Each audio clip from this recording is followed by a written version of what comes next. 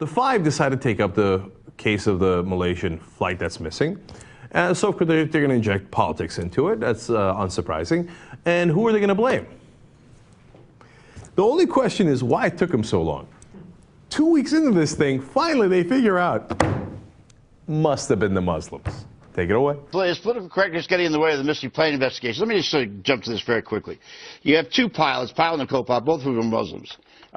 Neither one of whom have been attached to any radical Islamic group so far. However, given the climate that we're living in, the climate of terrorism, and given this part of the world where this took place, it seemed to me to take a long time for them to begin to look into the backgrounds or whether they had any political radicalization in their backgrounds. Now, maybe this is going to be because people say, because I always seem to jump on the Muslims, but it would have been the first thing I would have asked. Do our homework. We have to investigate. And investigate. By the way, there's a good chance a substantial population of the cabin passengers are Muslim as well.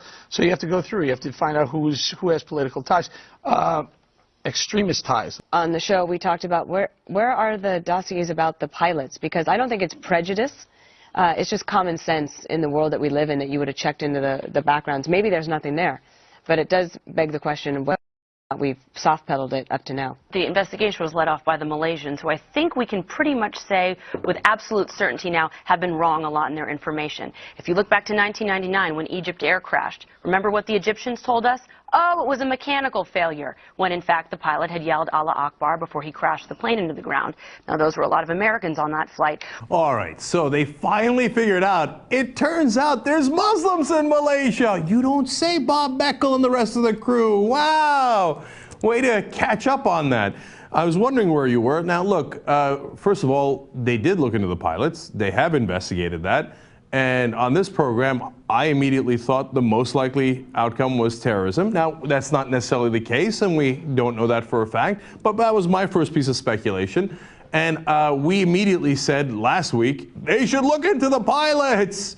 But Fox News didn't think of that until they were like, oh, look, they're Muslims, of course. I love bowling. You got to investigate a lot of the passengers who are also Muslim. By the way, bowling, should we not investigate the passengers who are not Muslim? I would investigate everyone because it's an unbelievable mystery, right? I would do due diligence on all of it. Now, you want to know why the pilots were Muslim? Because Malaysia is 61.3% Muslim according to the last census. A majority of the country, a significant majority of the country is Muslim. That's why it's fairly likely that the pilots would have been Muslim. Now, let me tell you about some more notorious Muslims inside Malaysia. There's a guy by the name of Tuanku Abdul Halim Muazzam Shah. Oh my God. Now you gotta look into that guy. Let's do some homework on this. There's Muhammad Najib bin Abdul Najib Razak. And then there's Muhyiddin bin Muhammad Yassin. Who are these folks? The first guy is the king of Malaysia, the second guy is the prime minister of Malaysia, and the third guy is the deputy prime minister. Now, I don't think that the Malaysians looked around and were like, oh my God, why didn't somebody tell us the pilots were Muslim? Most of the country is Muslim.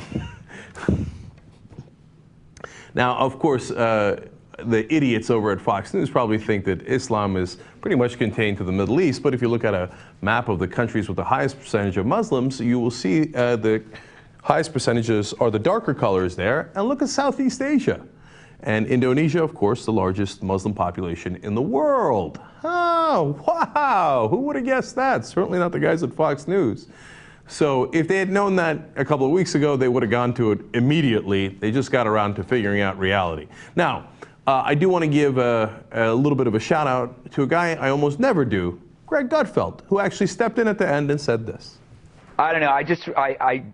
We have to be better than this, because when there was the Boston bombing, you had people alluding that it was the Tea Party because it was on April 15th. You had jerks on the left who were saying they were hoping it was a white supremacist group. I didn't even know these guys were Muslim, to be honest, and I don't know. I think this points to a frustration of the lack of transparency and why Americans, the American intelligence, should be taking charge of this. But I just don't. I don't feel comfortable saying, it's Muslims. Because I don't like it when they do it to the Tea Party. I don't like it when they do it to Sarah Palin. You know what I mean? But they're just making a common sense point. I love that. The last person to chime in. It's just a common sense point. If they're Muslim, obviously they're potential terrorists. So look, there's some things that Gutfeld said there that I don't agree with, but overall, I'll take it, man. Wow, a point of sanity on the 5 from Greg Gutfeld of all people. So credit where credit is due, but the rest of them, still morons.